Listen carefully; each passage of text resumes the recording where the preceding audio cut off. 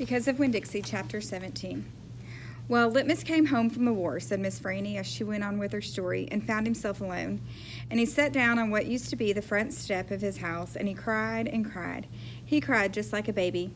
He missed his mama, and he missed his daddy, and he missed his sisters, and he missed the boy he used to be. When he finally finished crying, he had the strangest sensation. He felt like he wanted something sweet. He wanted a piece of candy. He hadn't had a piece of candy in years, and it was right then that he made a decision. Yes, ma'am, Litmus W. Block figured the world was a sorry affair and that it had enough ugly things in it, and what he was going to do was concentrate on putting something sweet in it. He got up and started walking. He walked all the way to Florida, and the whole time he was walking, he was planning. Planning what? I asked. Why, planning the candy factory. Did he build it? I asked. Of course he did. It's still standing out on Fairville Road. That old building, said Amanda. That big spooky one. It is not spooky, said Miss Franny. It was the birthplace of the family fortune. And it was there that my great-grandfather manufactured the Litmus lozenge, a candy that was famous the world over. I've never heard of it, said Amanda. Me either, I said. Well, said Miss Franny, they aren't made anymore. The world, it seems, lost its appetite for Litmus lozenges, but I still happen to have a few. She opened the top drawer of her desk. It was full of candy. She opened the drawer below that. It was full of candy, too. Miss Franny Block's whole desk was full of candy. Would you care for a Litmus lozenge? She asked Amanda and me. Yes, please, said Amanda. Sure, I said. Can Winn Dixie have one, too? I've never known a dog that cared for hard candy, said Miss Franny, but he is welcome to try one. Miss Franny gave Amanda one Litmus lozenge and me two. I unwrapped one and held it out to Winn Dixie. He sat up and sniffed it and wagged his tail and took the candy from between my fingers real gentle. He tried to chew on it, and when that didn't work, he just swallowed the whole thing in one big gulp. Then he wagged his tail at me and lay back down. I ate my Litmus lozenge slow. It tasted good. It tasted like root beer and strawberry and something else I didn't have a name for, something that made me feel kind of sad. I looked over at Amanda. She was sucking on her candy and thinking hard. Do you like it, Miss Franny asked me. Yes, ma'am, I told her. What about you, Amanda? Do you like the Litmus lozenge? Yes, ma'am, she said. But it makes me think of things I feel sad about. I wondered what in the world Amanda Wilkinson had to feel sad about.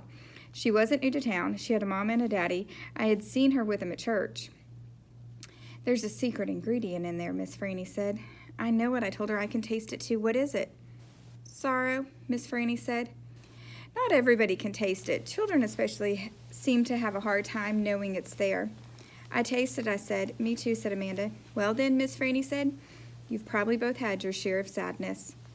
I had to move away from Watley and leave all my friends, I said. That's one sadness I've had. And Dunlap and Stevie Dewberry are always picking on me. That's another sadness. And the biggest one, my biggest sadness, is that my mama left me when I was still small, and I can hardly remember her. I keep hoping I'll get to meet her and tell her some stories. It makes me miss Carson, said Amanda.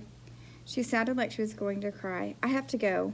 And she got up and almost ran out of the Herman W. Block Memorial Library. Who's Carson? I asked Miss Franny. She shook her head. Sorrow, she said. It is a sorrow-filled world. But how do you put that in a piece of candy? I asked her. How do you get that taste in there? That's the secret, she said. That's why Litmus made a fortune. He manufactured a piece of candy that tasted sweet and sad at the same time. Can I have a piece to take to my friend Gloria Dump, and another one to take to Otis down at Gertrude's Pets, and one for the preacher, and one for Sweetie Pie, too? You may have as many as you want, said Miss Franny. So I stuffed my pockets full of Litmus lozenges, and I thanked Miss Franny for her story, and I checked out Gone with a Wind, which was a very big book, and I told Winn Dixie to get up, and the two of us left and went over to Gloria Dump's. I rode right past the Dewberry's house. Dunlap and Stevie were playing football in the front yard, and I was just getting ready to stick my tongue out at them. But then I thought about what Miss Franny said about war being hell, and I thought about what Gloria Dump said about not judging them too hard, and so I just waved instead. They stood and stared at me, but when I was almost all the way past, I saw Dunlap put his hand up in the air and wave back. Hey, he hollered. Hey, Opal. I waved harder, and I thought about Amanda Wilkinson and how it was neat that she liked a good story the same as I did. And I wondered again, who was Carson?